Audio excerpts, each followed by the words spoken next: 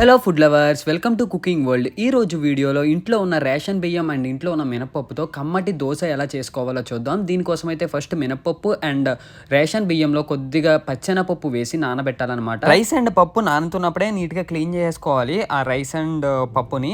So clean చేసేసుకున్న తర్వాత ఇందులో వాటర్ ఉంటుంది కదా, ఆ వాటర్ అయితే మొత్తం బయటికి తీసేసి సో ఈ పప్పు రేషన్ బియ్యం అయితే పక్కన పెట్టేసుకోవాలి. ఇప్పుడైతే మనం మినపప్పు తీసుకుని నీట్గా క్లీన్ చేసేయాలన్నమాట. క్లీన్ చేసి దీనికి పట్టు ఉంటుంది కదా, ఆ పొట్టు అయితే తీసేసుకోవాలి. ఇప్పుడు ఆ మినపప్పుని ముందుగా నానబెట్టుకున్నాం కదా రైస్ అండ్ పచ్చెనపప్పులో వేసేసుకోవాలన్నమాట. వేసేసి సోక్ చేసేయాలి. మనం ఒక హాఫ్ అన్ అవర్ నుంచి 1 అవర్ దాకా సోక్ చేసుకుంటే మనకి పిండి అయితే బాగా వస్తుందన్నమాట.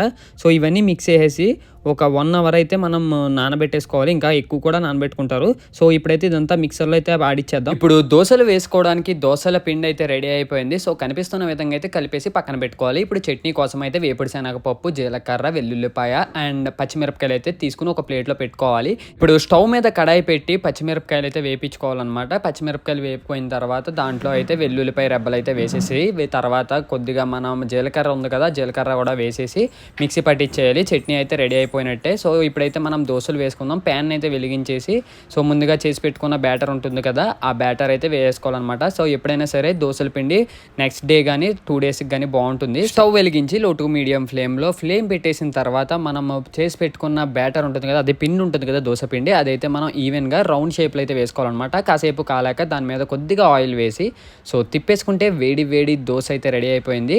సో మన రేషన్ బియ్యంతో చేసుకున్న దోశ అయితే రెడీ అయిపోయింది అనమాట. వేడి వేడి కమ్మటి దోశకి ఫ్రెష్ చట్నీ అయితే చేసేసుకున్నాం. ఇప్పుడు దోశ అండ్ చట్నీ వేసేసుకుంటే మన వేడి వేడి కమ్మటి దోశ రెడీ అయిపోయింది. వీడియో నచ్చితే లైక్ చేసి సబ్స్క్రైబ్ చేయండి.